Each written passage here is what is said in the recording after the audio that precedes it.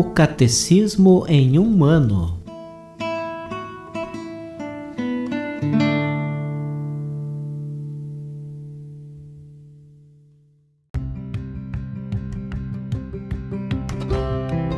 Olá, eu sou Yuri, seminarista da Diocese de Ponta Grossa, Paraná.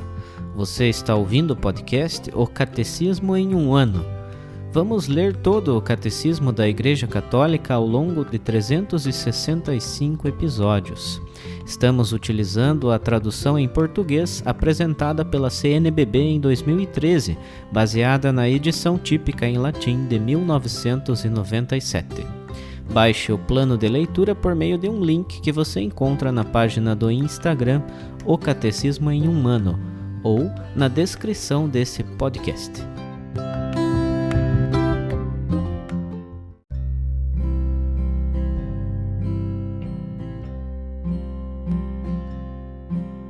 Hoje é o dia 3 do nosso podcast.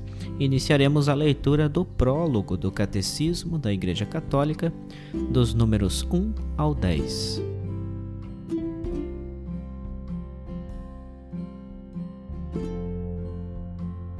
Prólogo. Pai, esta é a vida eterna, que conheçam a Ti, o Deus único e verdadeiro, e a Jesus Cristo, aquele que enviaste.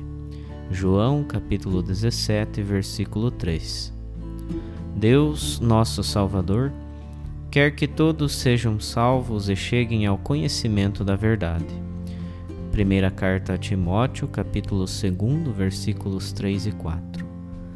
Não existe debaixo do céu outro nome dado à humanidade pelo qual devamos ser salvos, exceto o nome de Jesus. Atos dos Apóstolos, capítulo 4, versículo 12. Primeiro, a vida do homem, conhecer e amar a Deus.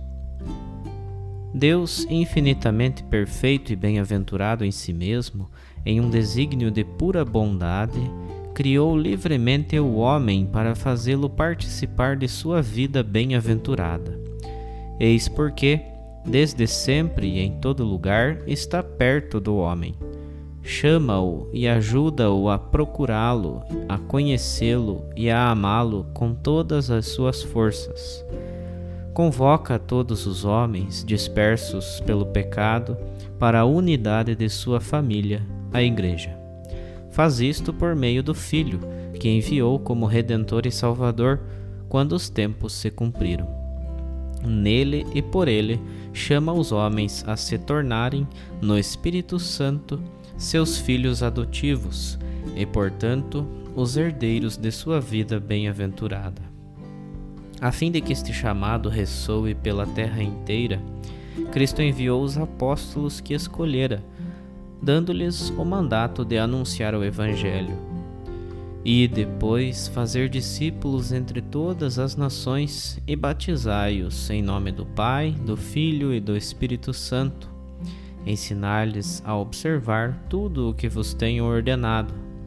Eis que estou convosco todos os dias até o fim dos tempos. Mateus capítulo 28, versículos 19 ao 20.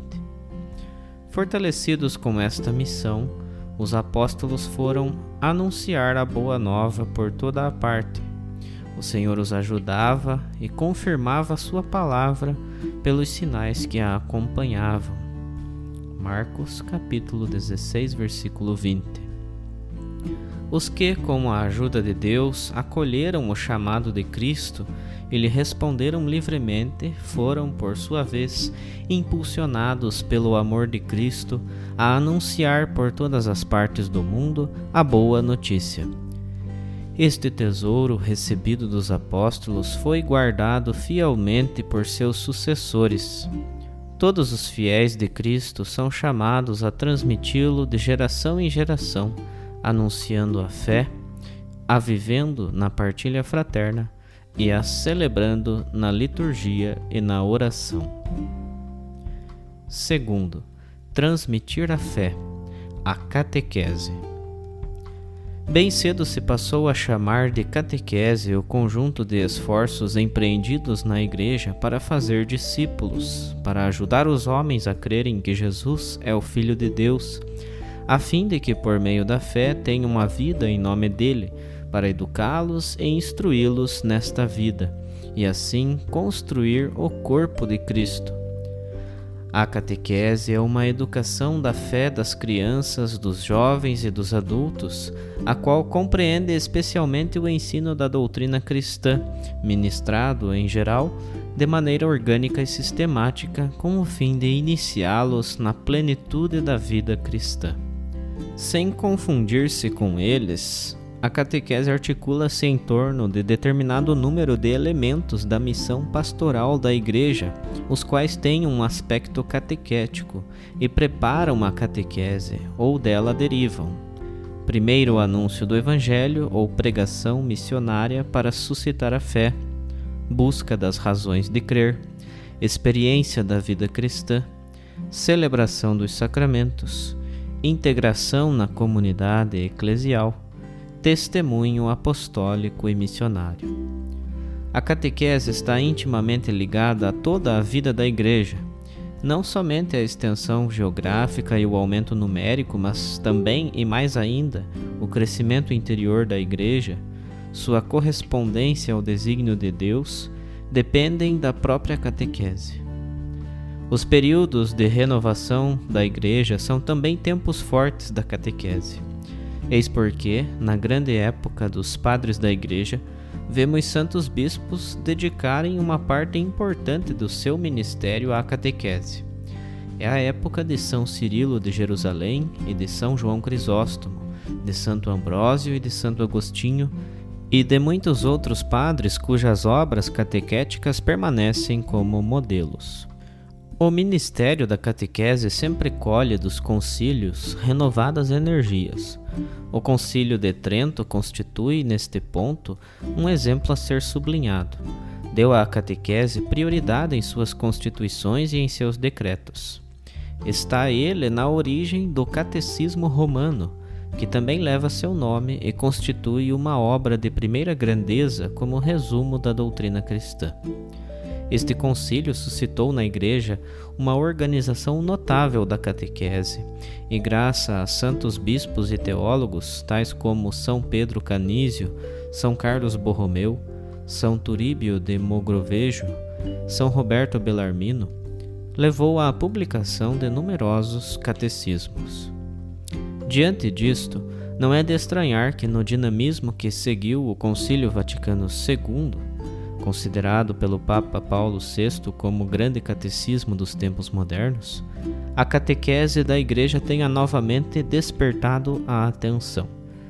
Dão testemunho deste fato o Diretório Geral da Catequese, de 1971, as sessões do Sínodo dos Bispos dedicados à evangelização, de 1974, e a Catequese, de 1977, as exortações apostólicas correspondentes, Evangelii Nunciandi, de 1975, e Catequese Tradendi, de 1979. A sessão extraordinária do Sínodo dos Bispos, de 1985, pediu: seja redigido um catecismo ou compêndio de toda a doutrina católica, tanto sobre a fé como sobre a moral.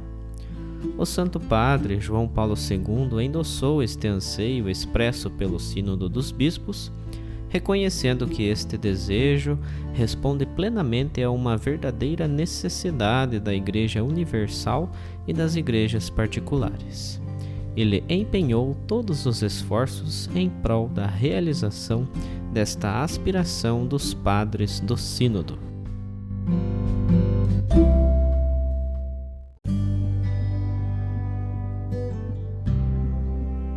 Como um comentário adicional à leitura dos primeiros números do Catecismo da Igreja Católica que acabamos de ouvir, vamos ler um texto do Papa Bento XVI para a catequese que ele realizou no dia 17 de outubro de 2012 iniciando um ciclo de catequeses sobre o Ano da Fé que ocorreu entre 2012 e 2013.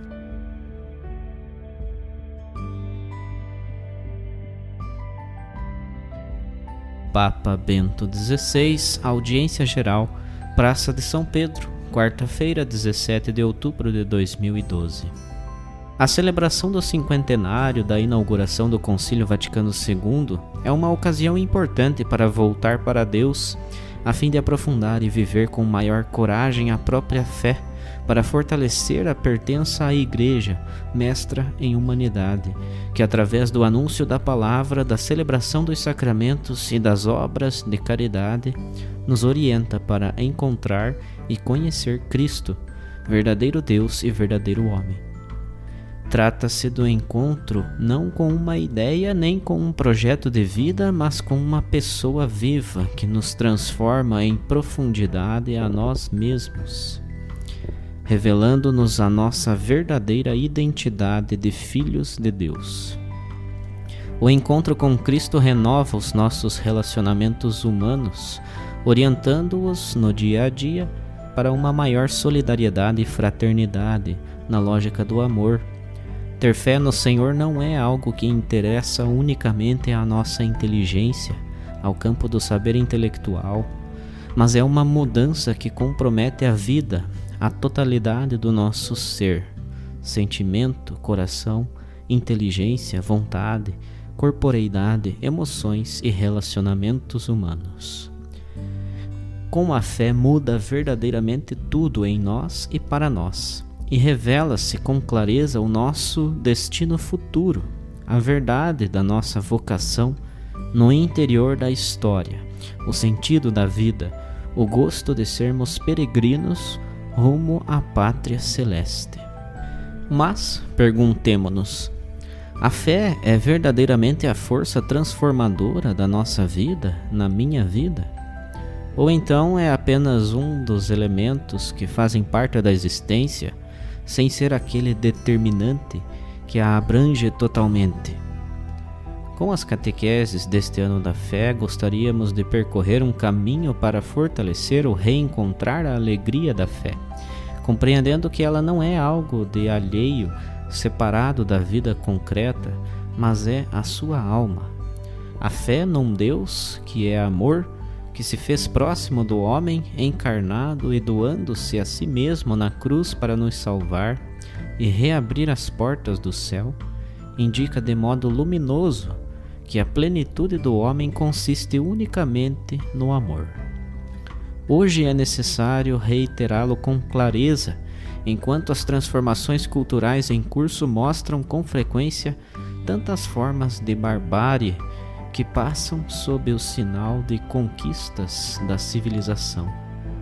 A fé afirma que não há humanidade autêntica a não ser nos lugares, nos gestos, nos tempos e nas formas como o homem é animado pelo amor que vem de Deus, se expressa como dom, se manifesta em relações ricas de amor, de compaixão, de atenção e de serviço abnegado ao próximo.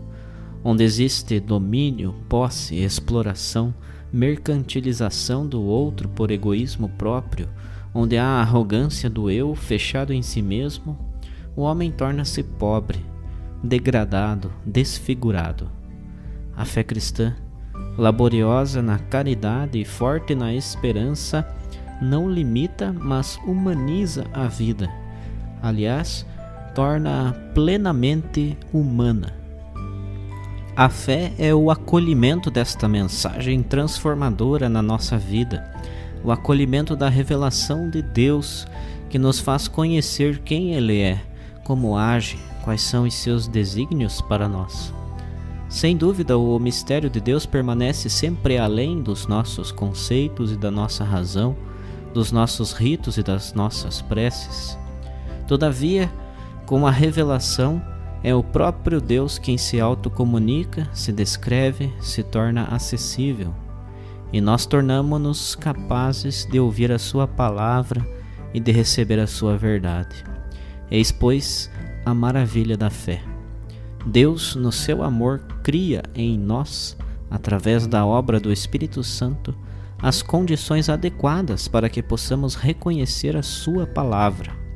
O próprio Deus, na Sua vontade de se manifestar, de entrar em contato conosco, de se fazer presente na nossa história, torna-nos capazes de o ouvir e acolher. São Paulo exprime-o assim, com alegria e reconhecimento. Nós não cessamos de dar graças a Deus porque recebestes a palavra de Deus que de nós ouvistes, e porque a acolhestes não como palavra de homens, mas como aquilo que realmente é, palavra de Deus que age eficazmente em vós, fiéis. Primeira carta aos Tessalonicenses, capítulo 2, versículo 13.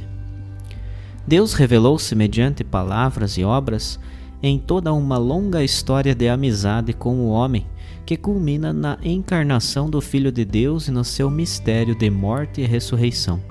Deus não só se revelou na história de um povo, nem falou só por meio dos profetas, mas atravessou o seu céu para entrar na terra dos homens como homem, para que pudéssemos encontrá-lo e ouvi-lo.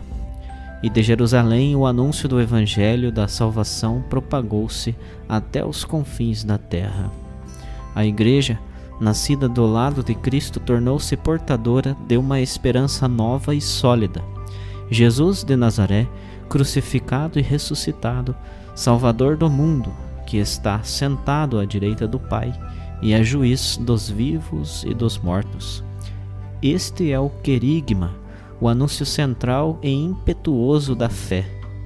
Mas desde o início levantou o problema da regra da fé, ou seja, da fidelidade dos crentes à verdade do Evangelho, na qual permanecer firmes à verdade salvífica sobre Deus e sobre o homem, que se deve conservar e transmitir.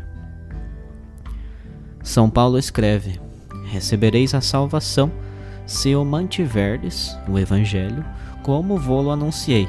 Caso contrário, em vão teríeis abraçado a fé. Primeira carta aos Coríntios, capítulo 15, versículo 2. Mas onde encontramos a fórmula essencial da fé? Onde encontramos as verdades que nos foram fielmente transmitidas e que constituem a luz para a nossa vida diária? A resposta é simples. No credo, na profissão de fé ou símbolo da fé, nós relacionamos-nos com o acontecimento originário da pessoa e da história de Jesus de Nazaré. Torna-se concreto quanto o apóstolo das nações dizia aos cristãos de Corinto: transmiti-vos primeiramente o que eu mesmo tinha recebido, que Cristo morreu pelos nossos pecados, segundo as Escrituras, foi sepultado e ressuscitou ao terceiro dia. Primeira carta aos Coríntios, capítulo 15, versículos 3 e 4. Ainda hoje temos a necessidade que o credo seja melhor conhecido, compreendido e pregado. Sobretudo, é importante que o credo seja, por assim dizer, reconhecido. Com efeito, conhecer poderia ser algo simplesmente intelectual, enquanto reconhecer quer significar a necessidade de descobrir o vínculo profundo entre as verdades que professamos no credo e a nossa existência cotidiana, para que estas verdades sejam deveras e concretamente, como sempre foram, luz para os passos do nosso viver, água que rega a aridez do nosso caminho, vida que vence certos desertos da vida contemporânea. No credo insere-se a vida moral do cristão, que nele encontra seu fundamento e a sua justificação. Não é por acaso que João Paulo II quis que o Catecismo da Igreja Católica, norma segura para o ensinamento da fé e fonte certa para uma catequese renovada, se inspirasse no credo. Tratava-se de confirmar e conservar este núcleo fulcral das verdades da fé, comunicando-o numa linguagem mais inteligível aos homens do nosso tempo, a nós. É um dever da Igreja transmitir a fé, comunicar o Evangelho, a fim de que as verdades cristãs sejam luz das novas transformações culturais e os cristãos se tornem capazes de explicar a razão da sua esperança. Hoje vivemos numa sociedade profundamente transformada, também em relação a um passado recente e em movimento contínuo. Os processos da secularização e de uma difundida mentalidade nihilista, em que tudo é relativo, marcaram profundamente a mentalidade comum. Assim, a vida é muitas vezes levada com superficialidade, sem ideais claros nem esperanças sólidas, no contexto de vínculos sociais e familiares fluidos, provisórios. Sobretudo as novas gerações não são educadas para a busca da verdade e do sentido profundo da existência que ultrapasse o contingente, para a estabilidade dos afetos, para a confiança. Ao contrário, o relativismo leva a não ter pontos firmes. Suspeita e volubilidade provocam rupturas nos relacionamentos humanos, enquanto a vida é vivida com experiências que duram pouco, sem assunção de responsabilidade. Se o individualismo e o relativismo parecem dominar o espírito de muitos contemporâneos, não se pode dizer que os crentes permanecem totalmente imunes a estes perigos que devemos enfrentar na transmissão da fé.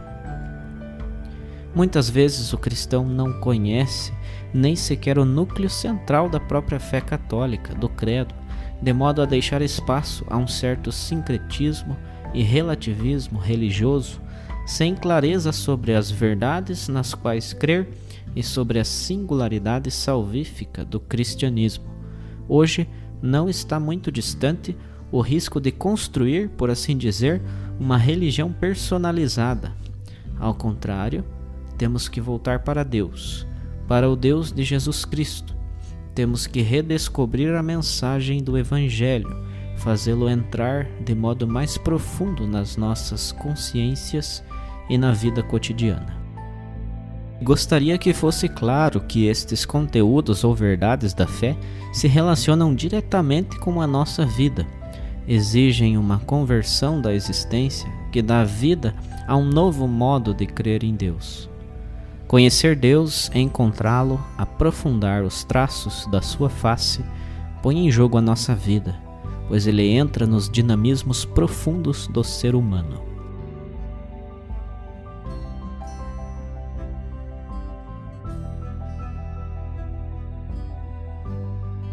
Os textos das catequeses papais encontram-se na íntegra no site da Santa Sé, vatican.va.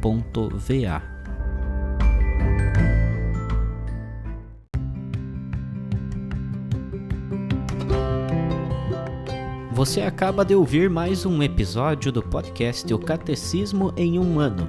Continue nesse bom propósito de aprofundar o conhecimento e a vivência da fé católica e procure participar da sua comunidade. Rezemos por todos que estão fazendo esse caminho de leitura do Catecismo. Até amanhã!